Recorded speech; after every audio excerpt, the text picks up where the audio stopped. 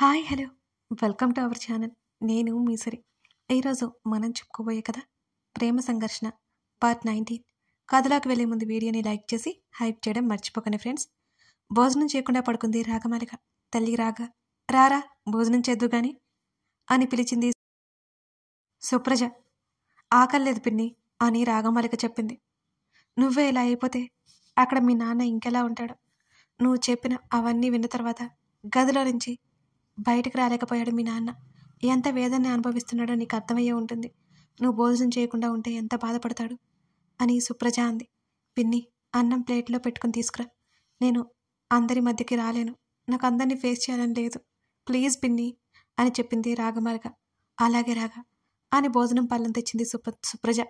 సుప్రజ దగ్గర పళ్ళం తీసుకుని సరాసరి రేవంత్ కృష్ణ గది వైపుకి అడుగులు వేసింది రాగమాలిక. చంద్రిక ఫోటో చేతిలో పట్టుకుని చైర్లో వెనక్కి వాలి కూర్చొని కళ్ళు మూసుకుని ఉన్నాడు రేవంత్ కృష్ణ. నాన్న భోజనం పళ్ళం పక్కన పెట్టి రేవంత్ కృష్ణ భుజం తట్టి పిలిచింది రాగమాలిక. కళ్ళు తెరిచి రాగమాలికని చూశాడు రేవంత్. రాతలి బాగా రాత్రైపోయింది, భోజనం చేశావా? అతను కంగారుగా లేచాడు. పద చేద్దాం మౌనంగా నిలబడి ఉన్న రాగమాలికతో అన్నాడు రేవంత్. భోజనం తీసుకొచ్చాను నాన్న. రేవంత్ కృష్ణ చేతిని పట్టుకుని బెడ్ మీద కూర్చోబెట్టి ఆమె ఎదురుగా కూర్చుంది. తనే కలిపి స్వయంగా నోటి దగ్గర పెట్టింది. రాగమాలికను అలాగే చూస్తుండిపోయాడు రేవంత్. ఏమైంది నాన్న, తినండి. అతని నోటి దగ్గర అన్నం ముద్ద నోరు తెరవమని అందించింది. నువ్వు తిన్నావా తల్లి అని అడిగాడు. తిన్నాను, మీరు తినండి. ఇప్పటికే ఆలస్యమైపోయింది. మీ ఆరోగ్యం ఏమైపోతుంది? కసురుతూనే అన్నం పెట్టింది రాగా. నువ్వు ఉండగా నా ఆరోగ్యానికి ఏ లోటు లేదు తల్లి. నవ్వుతూ రాగమాలిక తలనిమిరాడు రేవంత్. మాటల తర్వాత ముందు తినండి అని అన్నం పూర్తిగా తినిపించేసింది. రాగా ఇదిగో మరో పళ్ళెంతో ప్రత్యక్షమైంది సుప్రజ. ఎవరికి సుప్రజ అని అడిగాడు రేవంత్ కృష్ణ. ఇంకెవరికి? రాగ తినలేదు కదా ఇంకా. పళ్ళెం కృష్ణ చేతిలో పెట్టింది సుప్రజ. రాగమాలికని చూశాడు కృష్ణ. అది నాన్న అంటూ చిన్నగా ఓ నవ్వు నవ్వింది. పల్లికిలించింది. రేవంత్ నవ్వి రాగమాలికకి భోజనం తినిపించాడు. ఇలా మీతో తినిపించుకోవాలని చిన్నప్పుడు బాగా అనిపించేది. అమ్మ ఉన్నంత వరకు అమ్మ చేత్తో పెడితేనే తినేదాన్ని నేను, లేకపోతే అలాగే పడుకునేదాన్ని. ఆ తర్వాత అని ఆమె మళ్ళీ వెక్కిలి పెట్టి ఏడ్చింది. బాధతో అన్నం మింగుడు పడలేదు ఆమెకి. ఏమీ మాట్లాడలేకపోయాడు రేవంత్. బాధగా ఒక క్షణం పాటు కళ్ళు మూసుకుని కళ్ళు తెరిచాడు. ఇప్పటి నుంచి ప్రతిరోజు నీకు నేనే తినిపిస్తాను, సరేనా? నీ బాల్యంలో నేను లేను. ఇప్పటి నుంచి నా చివరి రోజుల వరకు నా తండ్రి ప్రేమ అందిస్తాను. రాగమాలిక తలని నిమురుతూ చెప్పాడు రేవంత్. బ్రతిమాలతో అన్నం మొత్తం తినిపించేశాడు కూతురికి. తర్వాత పళ్ళాలు తీసుకుని వెళ్ళిపోయింది సుప్రజ. కాసేపటికి కృష్ణతో కబుర్లు చెప్పింది. నాన్న ఇప్పుడే వస్తాను ఉండండి అని పరుగున గదిలోకి వెళ్ళిపోయింది రాగమాలిక. ఆమె ఎందుకెళ్ళిందో అర్థం కాలేదు అతనికి. కూతురి పరుగులు చూసి నవ్వుకున్నాడు. కాసేపటికి ఆల్బమ్ తీసుకొచ్చి రేవంత్ కృష్ణ పక్కన కూర్చుంది రాగమాలిక. ఎందరు తమ చుట్టూ ఉన్నా మనసులో ఉన్నవారు తమతో లేకుంటే ఆ వెళ్తి ఎవరూ పూడ్చలేరు. ఆ స్థలాన్ని ఎవరూ భర్తీ చేయలేరు. కాకపోతే సన్నటి అడ్డుపొరలా మారి ఆ లోతుని కప్పేయగలరేమో. ఏంటి తల్లి ఇది? కూతురు సంతోషాన్ని చూస్తూ అడిగాడు రేవంత్ కృష్ణ. అమ్మని చూస్తావా నాన్న? ఆతృతగా తండ్రి కళ్ళలోకి చూసింది రాగమాలిక. అన్నాడు. సన్నటి నీటి పొర కంట్లోనే దాచేస్తూనే చెప్పాడు. ఆల్బం తెరిచి ముందు పెట్టింది. ఒక క్షణం కళ్ళు మూసుకుని తెరిచి తలదించి చూశాడు రేవంత్. మొదటి పేజీ తెరిచింది రాగమాలిక. రాగమాలిక నడిచేటప్పుడు ఎదురుగా మోకాల మీద కూర్చొని రాగమాలికను పట్టుకుని ఉన్న చంద్రిక ఉన్న ఫోటో కనిపించింది. అప్రయత్నంగా రేవంత్ చేయి చంద్రిక ఫోటో మీదకి వెళ్ళింది. ఈసారి అతని కంట్లో నీళ్లు దాచలేకపోయాడు. అతని కంట్ల నుండి కన్నీటి బొట్టు జారి ఆ ఫోటో మీద పడిపోయింది.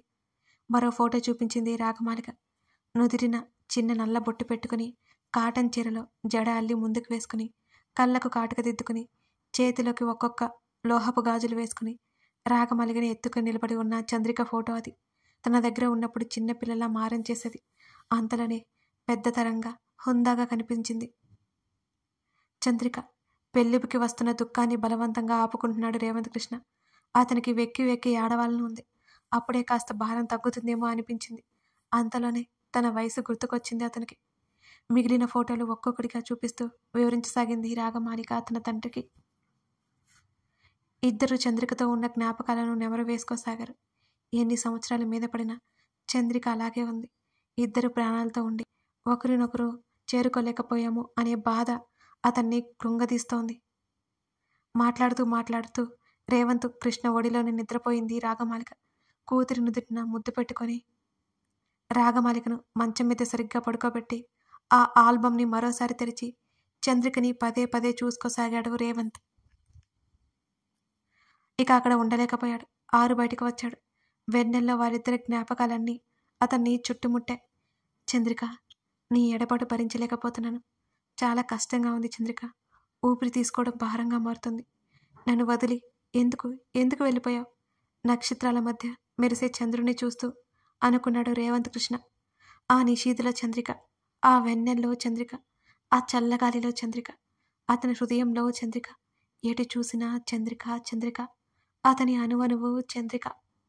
అగాధంలోకి కూరుకుపోయిన అతని మనసుకి ఒక వెలుగురేఖ కనిపించింది రాగమాలిక రూపంలో. అతని చివరి శ్వాస వరకు తన కూతురి కోసమే. ఇక ఆ తర్వాత రోజు ఉదయం సుక్కు అందరికీ కాఫీలిచ్చింది. రాగమాలిక స్నేహితులు మెడికల్ క్యాంప్ పూర్తి చేసుకుని వెళ్ళేది ఆ రోజే. హడావుడిగా వాళ్లకు టిఫిన్లు పెట్టించి నందు రాగమాలిక వాళ్ళతో పాటు బస్సు ఎక్కించడానికి ఇద్దరు ఊరి చివరికి వెళ్లారు. అక్కడే బస్సులన్నీ ఆగుతాయి. స్నేహితులందరికీ వీడ్కోలు చెప్పి బోల్డన్ని కృతజ్ఞతలు తెలిపింది. తిరిగి ప్రయాణం అయ్యారు నందు రాగమాలికలు. అక్కడి నుంచి ఇద్దరి ప్రయాణం మౌనంగా సాగుతోంది. ఎవరి ఆలోచనల్లో వారున్నారు. పక్క పక్కనే నడుస్తున్నారు. కానీ మౌనం ఇద్దరి మధ్య తిష్టవేసి ఉంది. రాగా, నందు వారి మధ్య మౌనాన్ని ఛేదిస్తూ పిలిచాడు. అతని వైపు తిరిగి చూసింది ఏంటన్నట్టు. సైలెంట్గా ఉన్నావేంటి అని అడిగాడు నందు. మరి ఏం చేయమంటావు అని అడిగింది రాగమాలిక. ఆమె ఎప్పుడూ అంతే, ఏదొక తింగర సమాధానం చెబుతుంది. విసుగ్గా చూశాడు రాగమాలికని నందు. ఏంటా చూపు, కొడతావా అని అడిగింది రాగ. కొడితే మా మామయ్య ఊరుకుంటాడా ఏంటి అని నందు అన్నాడు. నాన్న ఊరుకుంటే కొడతావన్నమాట. ఆమె ఉరిమి చూసింది. మిమ్మల్ని కొట్టే ధైర్యం మాకెక్కడ ఉంది మేడం? కనీసం మాట్లాడాలి అన్న భయమే. భయపడుతున్నట్టు నటిస్తూ చెప్పాడు నందు. ఇవే తగ్గించుకుంటే మంచిది అని కోపంగా చెప్పింది రాగమాలిక. తర్వాత కోపడుతూలే కానీ నీతో మాట్లాడాలి రాగా అని నందు అడిగాడు. నేను వద్దన్నానా? ఇప్పటి వరకు మాట్లాడుతూనే ఉన్నావు కదా నువ్వు అంటూ అతన్ని చూసింది రాగా. సీరియస్ మ్యాటర్ అని వెంటనే అన్నాడు నందు. ఏంటో చెప్పు. ఇప్పుడు కాదు, మరెప్పుడు? తోటలో సాయంత్రం వెళ్దాం అని అడిగాడు నందు. 2 క్షణాలు ఆలోచించి సరే అని తల ఊపింది రాగమాలిక. రాగా, నేను ఒకటి చెప్పనా అని అడిగాడు నందు. ఏంటి అంది. నీకు కాస్త పొగరుంది కదా అని నందు అన్నాడు. వెనక్కి ఆగిపోయింది రాగమాలిక. నడవడం ఆపి వెనక్కి తిరిగి చూశాడు. రాగమాలిక ముఖం కందగడ్డలా మారిపోయింది. లోపల నవ్వుకుంటూ పైకి మాత్రం ముఖాన్ని గంభీరంగా పెట్టుకున్నాడు నందు. ఆగిపోయావేమి రాగా, రా ఏమీ తెలియనట్టు పిలిచాడు. నీకు చాలా ఎక్కువైంది ప్రద్యు, కోపంగా అరిచింది. అవునా, ఏంటి? చెప్తే బాగోదులే. పర్లేదులే చెప్పు. ప్రేమే కదా ఎక్కువైంది అని అన్నాడు నందు. ఇంకోసారి ప్రేమ దోమ అన్నావంటే నోట్లో నుండి మాట రాకుండా చేస్తాను అని వేలు చూపిస్తూ అంది రాగా. మాట రాకుండా ఏం చేస్తావు? ఎలా మాట బయటకు రాకుండా ఆపేస్తావు? ఆలోచిస్తున్నట్టు ముఖం పెట్టి కొంపదీసి అలాగని చేస్తావా అని సిగ్గుపడుతూ అడిగాడు. ఎలా? అతని వేషాలకి చిర్రెత్తుకొస్తుంటే అడిగింది రాగమాలిక. ఊరుకోరాగా, పట్టపగలి ఏమిటా మాటలు? ఎవరైనా వింటే ఏమనుకుంటారు? పెళ్ళయ్యేదాకా ఇలాంటివన్నీ వద్దు. నోట్లో వేలు పెట్టుకుని గోళ్లు కొరుక్కుంటూ సిగ్గుపడుతూ చెప్పాడు నందు. ప్రద్యు, ఇరిటేట్ చేయకు నన్ను. నీ వేషాలు నాకు తెలియదు అనుకోకు. ఎక్కువ చేస్తే మా నాన్నకు చెప్తా అని బెదిరిస్తూ రుసరుసలాడింది రాగమాలిక. నేను చెప్తా మావయ్య, నీ కూతురు నా నోటికి తాళం వేస్తాను అని అంది. ఎలా వేస్తుందో అడిగాను. దానికే కోపడుతుంది అని దీర్ఘం తీశాడు నందు. నీకు బుద్ధి లేదు ప్రద్యు, సిగ్గు అంతకంటే లేదు. మాట్లాడావంటే చంపేస్తా. ఇల్లు రావడంతో విసివిస ఇంట్లోకి నడిచింది రాగమాలిక. వెళ్తున్న రాగమాలికను చూసి నవ్వుకున్నాడు నందు. ప్రద్యు భుజం మీద చేయి పడ్డంతో నవ్వడం ఆపి వెనక్కి తిరిగి చూశాడు. అంకుల్ అన్నాడు మాధవ్ని చూస్తూ. ఎంతవరకు వచ్చాయి నీ ప్రేమ ప్రయత్నాలు అని అడిగాడు మాధవ్. ఇద్దరు ఆ ఇంటి బయట ఉన్న అరుగు మీదనే కూర్చున్నారు. రాగ మనసులో ఏముందో నాకు సూచాయిగా అర్థమైంది, బయట పెట్టలేదు అని అన్నాడు నందు. అవునా, ఇంటికి ఏమర్థమైంది నీకు అని మాధవ్ అడిగాడు. ఏదో ఒకటి అర్థమైందిలే అంకుల్, అన్నీ మావయ్య లక్షణాలే, దీనికి కొంచెం కూడా సాత్వికతే లేదు అని నెట్టూర్చాడు నందు. సాత్వికత లేదు అంటున్నావు, మరి జీవితాంతం భరిస్తావా? నందు వైపు చూశాడు మాధవ్. ప్రేమించాను అంకుల్, ప్రాణం పోయే వరకు భరిస్తానులే అని చిన్నగా నవ్వాడు నందు. నందుని అభిమానంగా చూశాడు మాధవ్. రాగా, ఏమిటి ముఖాన్ని అలా పెట్టుకున్నావు, అంత కోపంగా ఉన్నావు, ఎవరేమన్నారు అని అడిగింది జానకమ్మ. ప్రద్యు ఉన్నాడు కదా నానమ్మ, విసిగిస్తున్నాడు అని మూతి ముడుచుకొని చెప్పింది రాగమాలిక. బావ కదా, సరదా చేసి ఉంటాడులే నవ్వుతూ అంది జానకమ్మ. నానమ్మ, నువ్వు కొత్తవి చెప్పొద్దు, విన్నాడంటే టార్చర్ చేస్తాడు నన్ను. నాన్న ఎక్కడ, టిఫిన్ చేశారా అని అడిగింది రాగా. లేదు తల్లి, నువ్వు నీ స్నేహితులను పంపించడానికి వెళ్ళావంట కదా, నీకోసమే ఎదురు చూస్తున్నాడు. కూర్చున్నాడు మీ నాన్న, ఇద్దరూ కలిసి తినేయండి. నందు బాబుని కూడా పిలవకపోయావా, వాడు కూడా ఏమీ తిని ఉండడు అని అంది జానకమ్మ. ప్రద్యు గురించి నాకు చెప్పకనానమ్మా, నేను నాన్న దగ్గరికి వెళ్తున్నాను అని రేవంత్ కృష్ణ గదిలోకి వెళ్ళి తినడానికి పిలుచుకుని బయటికి వచ్చింది రాగమాలిక. అప్పటికే డైనింగ్ టేబుల్ ముందు విరజ, వినీత, నందు కూర్చుని ఉన్నారు. రాగమాలిక తండ్రితో పాటు వాళ్ళకి ఎదురుగా కూర్చుంది. వినీత, విరజ సైగలు రాగమాలిక చూపులు దాటిపోలేదు. బావా, ఇంకొక దోశ వేసుకో, కొసరి కొసరి వడ్డించింది వినీత. స్వయంగా రేవంత్ కృష్ణ రాగమాలికకి తినిపించసాగాడు. ఆమె చూపు మాత్రం వినీత, నందుల మీదనే ఉంది. రేవంత్ కృష్ణ రాగమాలికకి తినిపిస్తుంటే విరజకి మతిపోయింది. ఏం అర్థం కాలేదు. తన మోచేత్తో వినీతని పొడిచింది. ఏంటమ్మమ్మా, నొప్పితో ఆ విసుగ్గా అడిగింది వినీత. వినీతకు మాత్రమే వినిపించేలా గొంతు తగ్గించి, అటు చూడే ఒకసారి, నిన్నగాక మొన్న వచ్చిన పట్నం పిల్ల కృష్ణబాబుకి ఎలా దగ్గరైందో, కన్న కూతురికి పెట్టినట్టు నోట్లో పెడుతున్నాడు. నువ్వు ఉన్నావు, ఏ రోజైనా కృష్ణబాబుతో మాట్లాడావా? వినీతని కసిరింది విరజ. ఇప్పుడు పెడితే ఏమైందమ్మమ్మా, ప్రశాంతంగా తిను నువ్వు అని విసుక్కుంది వినీత. ఛీ, నువ్వు ఈ జన్మలో బాగుపడవే, ఎలాగో అలా నందుబాబునైనా బుట్టలో వేసుకొని తగలడే. నిన్ను చూశాను, ఆ పిల్ల నందుబాబుతో రాసుకు పూసుకు తిరుగుతూ ఉన్నాడు. ఈ అవకాశాన్ని చేజార్చుకోకు, నందుబాబుకి దగ్గరకు ఉండి వడ్డించు. తినేసి విసుగ్గా వెళ్ళిపోయి హాలులో సోఫాలో కూర్చుంది విరజ. ఊపిరి పీల్చుకుంది వినీత. ఏమైంది వినీత? మా అమ్మమ్మ వెళ్ళిపోయింది బావా, ప్రశాంతంగా ఉంది అని తినడం మొదలుపెట్టింది వినీత. నువ్వు ఇది కామెడీ అనుకుంటున్నావు, మీ అమ్మమ్మ మహాముదురు, త్వరగా ఆ అజయ్ సంగతి చెప్పాయి, అప్పుడే ఇల్లు ప్రశాంతంగా ఉంటుంది అని సలహా పడేశాడు నందు. త్వరలోనే చెప్పేస్తా, ఈ టార్చర్ నేను భరించలేకపోతున్నా అని వినీత కూడా అంది.